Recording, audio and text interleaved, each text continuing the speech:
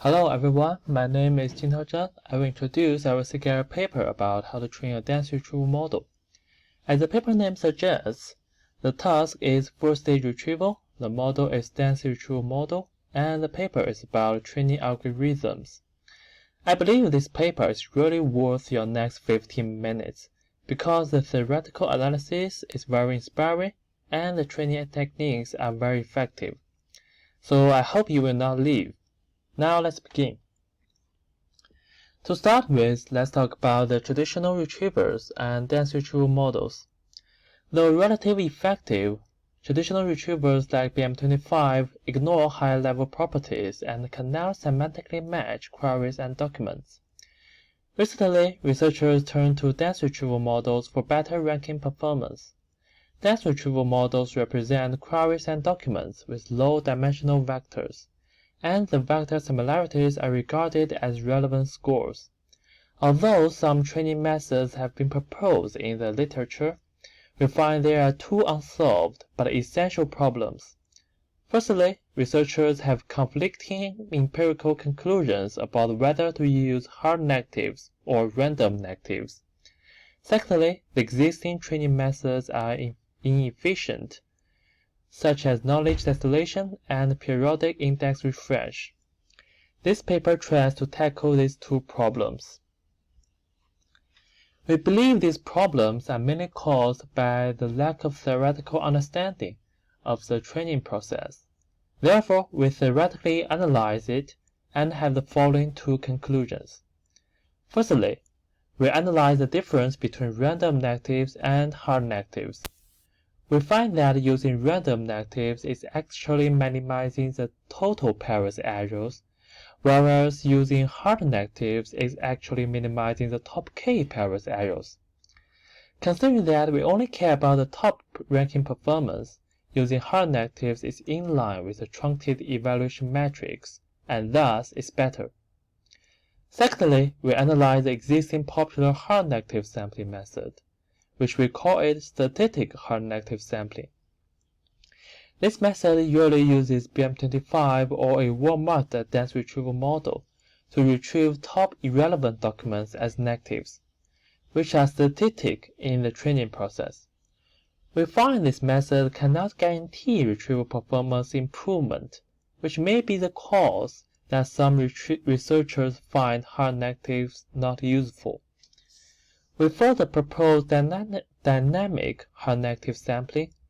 Given current dense retrieval parameters, it uses the real top irrelevant documents as negatives. We find it resolves the problem of static hard negative sampling. Based on the previous theoretical analysis, we present two training algorithms. The first is a stable training algorithm for dense retrieval, STAR. It aims to stabilize static hard negative sampling. To achieve this, it adds some random negatives. Consider that adding random negatives increases computational cost during training. We design a reusing strategy to use other queries relevant or hard negative documents as these queries random negatives. Therefore, we do not need to explicitly add the random negatives during training. Experimental results show that STAR outperforms competitive baselines with significant efficiency improvement. The second training algorithm is ADOR, a query-side training algorithm for directly optimizing ranking performance. It uses the document encoder trained by other methods, and further trains the query encoder with dynamic hard negatives to directly optimize the error matrix. Experimental results show that it can greatly improve other methods with a better trained query encoder. For example, some simple training methods can even match the existing competitive and complex approaches in terms of effectiveness and greatly outperform them in terms of efficiency. The combination of ADOR and STAR achieves the best ranking performance and is still much more efficient than current popular training methods. Here we present our theoretical analysis. The detailed derivation is included in the paper, and I will jump to the conclusions in this video. First, we analyze the optimization objectives of random negatives and hard negatives. We analyze the random negative sampling first. As the equation shows, in the equation, the pi d plus is the ranking position of relevant documents for a given query. The equation shows the optimization objective. It actually tells us that random negative sampling minimizes the total pairwise errors. However, though it seems reasonable, the problem is that the loss with respect to a single query is unbounded. The overall loss will be dominated by the queries with large pi d plus, and the training is biased. In our experimental section, we will show that it significantly harms the ranking performance. Now let's talk about the optimization objective of hard negative sampling. Here the delta d plus in the equation can be ignored if one query only has one relevant document.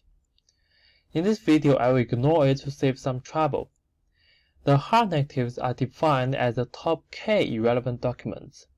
As the equation shows, hard negatives actually minimize the top k pairwise errors. It is more in line with the truncated evaluation matrix. So it actually optimizes the top ranking performance, and this is what we actually intend to do. So it is better. Now we analyze the existing popular hard negative sampling method, which we call it static hard negative sampling. Then we will describe our proposed dynamic hard negative sampling. Static hard negative sampling is widely used by previous studies. They use BM25 or a warm-up density retrieval model to pre-retrieve a set of top-ranked irrelevant documents as hard negatives. During training, they are fixed. Here we use phi to denote the highest ranking position of static hard negatives. Previous studies usually imply that phi is small.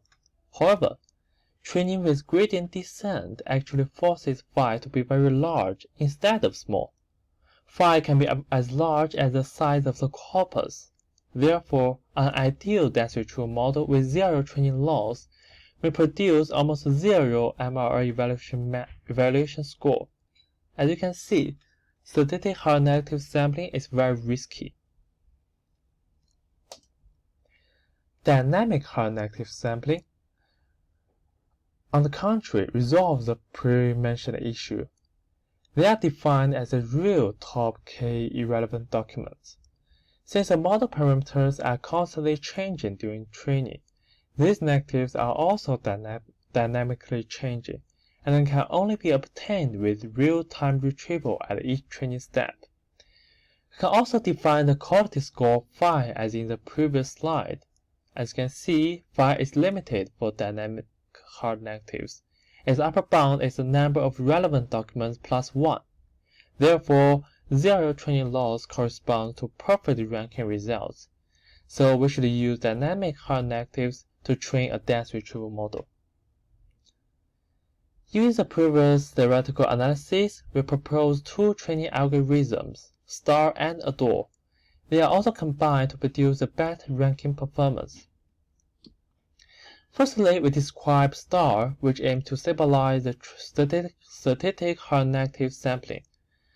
Our exploration is that although random negative sampling cannot effectively improve top ranking performance, it is stable because the zero training loss still corresponds to optimal ranking results.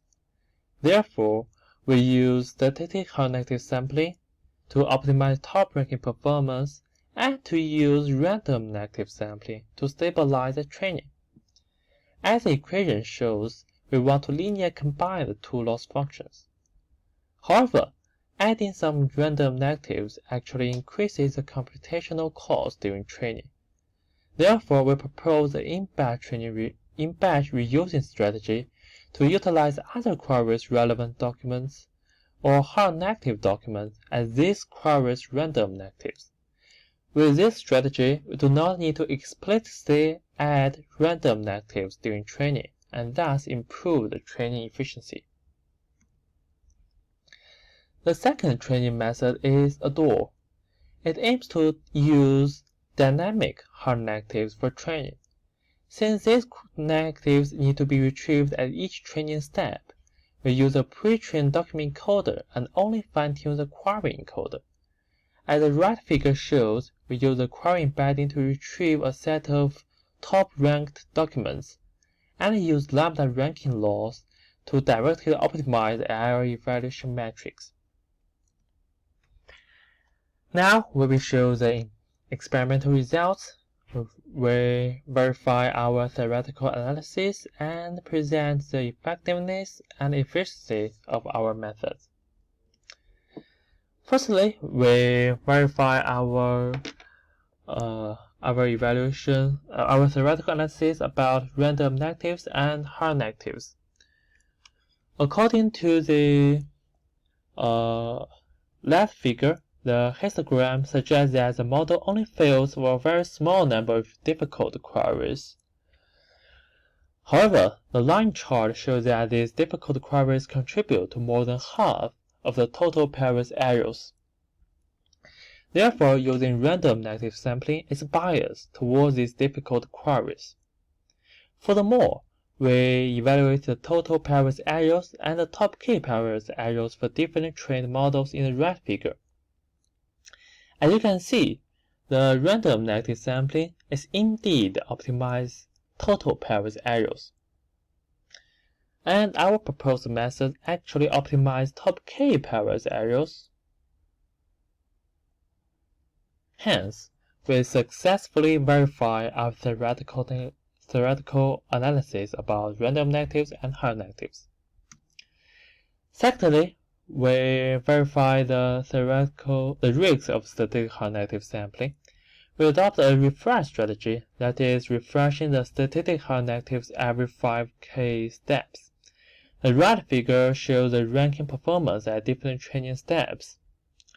As you can see, static hard negative is very unstable, and our dynamic hard negative sampling steadily improves the ranking performance. Therefore, we successfully validate our theoretical analysis about static and dynamic hard negatives. Thirdly, we present the effectiveness of our proposed methods. Our methods are here. For star, compared with BM25, the sparse retrieval, and the baseline dense retrieval models, it is generally more effective than almost all the baselines. Yes. And for adore, it greatly improves the ranking performance by further training the query encoder. For example, the MR10 of in-batch negative sampling is 0.264, and after adore trains the query encoder, it improves it to 0.316. If we use the star as a document encoder, adore achieves the best ranking performance. Here, it almost achieves the best ranking performance on all datasets. Finally, we present the efficiency of our methods. Compared with a competitive dense retrieval model baseline ANCE, our method speeds up the retraining process significantly. Finally, we conclude this paper. We investigate training dense retrieval models effectively and efficiently. To do this, we theoretically compare different training methods and propose two approaches to better optimize dense retrieval models. That's all. Thank you. Thank you for listening. Goodbye.